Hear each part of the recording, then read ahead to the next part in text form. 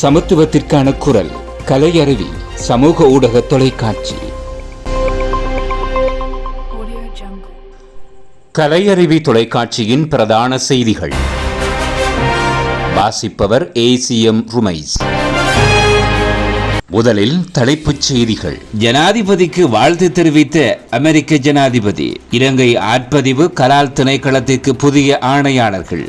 பிணையங்கள் மற்றும் பரிவர்த்தனை ஆணைக்குழுவிற்கு புதிய தலைவர். பதுளையில் சொகுசு வாகனம் கண்டுபிடிப்பு. உரமானியம் அடுத்த திங்கள் முதல். கடந்த ஆட்சியின் 3 திட்டங்கள் நிறுத்தம். அவை இன்றைய தலைப்புச் செய்திகள். இனி விரிவான செய்திகள். ஜனாதிபதி அனுரகுமார திசாநாயக்கவிற்கு அமெரிக்க ஜனாதிபதி ஜோ பைடன் தனது மனப்பூர்வ வாழ்த்துக்களை தெரிவித்துள்ளார். அமெரிக்காவிற்கும் இலங்கைக்கும் இடையிலான நீண்டகால உறவுகளை நினைவு கூர்ந்துள்ள ஜோ பைடன் முழு அமெரிக்க மக்களின் சார்பாக ஜனாதிபதி அனுரகுமார திசாநாயக்கவிற்கு வாழ்த்துக்களை தெரிவித்துள்ளதோடு இலங்கையின் ஜனநாயகத்தை மேலும் பலப்படுத்துவதன் மூலம் கடந்த ஜனாதிபதி தேர்தல் மற்றும் ஜனாதிபதி தேர்தலுக்கு பின்னரான காலப்பகுதியை அமைதியான முறையில் முன்னெடுத்தமைக்கும் தனது பாராட்டுக்களையும் தெரிவித்துள்ளார். இந்த தேர்தல் இலங்கையின் ஜனநாயக நிறுவனங்களின் பலத்தையும் ஜனநாயகத்தின் அடிப்படைகளான அமைதியான, சுதந்திரமான மற்றும் நியாயமான தேர்தலின் மூலம் தமது எதிர்காலத்தை வடிவமைத்துக் கொள்வதற்கான இலங்கை மக்களின் அர்ப்பணிப்பையும் எடுத்துக்காட்டுகிறது எனவும் ஜோ பைடன் தனது வாழ்த்துச் செய்தியில் மேலும் குறிப்பிட்டுள்ளார். அனைத்து இலங்கை பிரஜைகளுக்கும் ஸ்திரத்தன்மை, சுபீட்சம் மற்றும் முன்னேற்றத்தை அடைவதற்கு அமெரிக்காவிற்கும் இலங்கைக்கும் இடையில் ஒத்துழைப்பை வளர்ப்பதன் முக்கியத்துவத்தையும் ஜனாதிபதி ஜோ பைடன் வலியுறுத்தியுள்ளார். பொருளாதார வளர்ச்சி, பிராந்திய பாதுகாப்பு மற்றும் ஜனநாயக ஆளுகை ஆகிய பல துறைகளின் ஊடாக இரு நாடுகளுக்கும் இடையிலான ஒத்துழைப்பை மேம்படுத்திக் கொள்வதற்காக ஜனாதிபதி அனுரகுமார திசாநாயக்கவுடன் இணைந்து செயற்பட எதிர்பார்ப்பதாகவும் இலங்கையின் சகல பிரஜைகளுக்கும் நிலையான, வளமான மற்றும் நியாயமான நாடொன்றை பற்றிய எதிர்பார்ப்பை அடைவதற்கும் அமெரிக்காவின் ஒத்துழைப்பு கிட்டும் எனவும் அமெரிக்க ஜனாதிபதி ஜோ பைடன் அனுப்பியுள்ள வாழ்த்துச் செய்தியில் மேலும் குறிப்பிடப்பட்டுள்ளது. இலங்கை ஆட்பதிவு மற்றும் கலால் திணைக்களங்களுக்கு பதில் ஆணையாளர்களை நியமிப்பதற்கு அமைச்சரவை அங்கீகாரம் வழங்கியுள்ளது. நேற்று இடம்பெற்ற அமைச்சரவை கூட்டத்தில் 10 தீர்மானங்களுக்கு இவ்வாறு அமைச்சரவையில் அங்கீகாரம் வழங்கப்பட்டுள்ளது.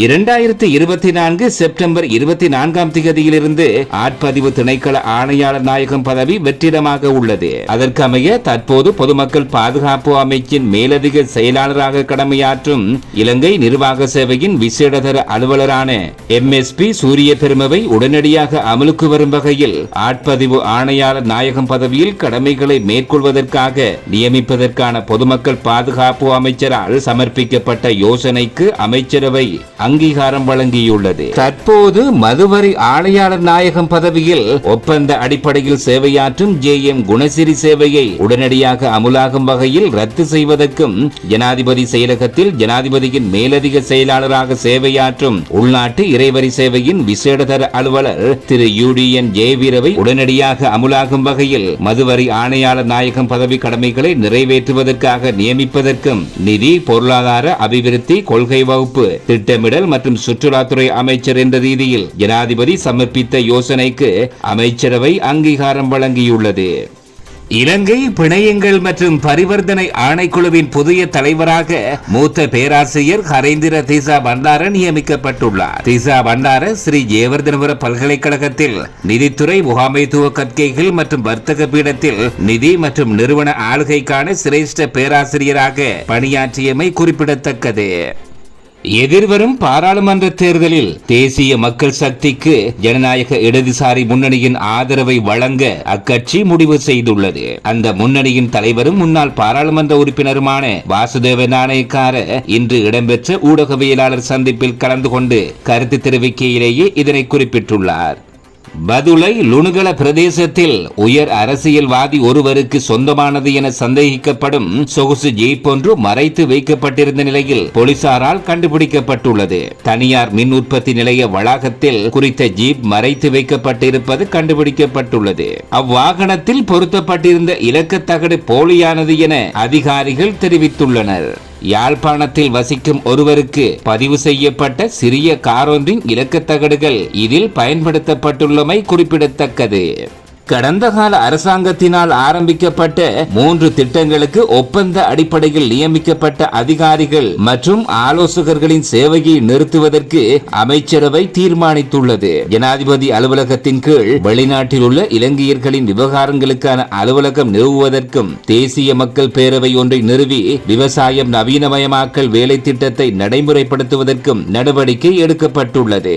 முன்னைய அரசாங்கம் இந்த முயற்சிகளுக்கு ஒப்பந்த அடிப்படையில் அதிகாரிகள் மற்றும் ஆலோசகர்களை நியமித்திருந்தது.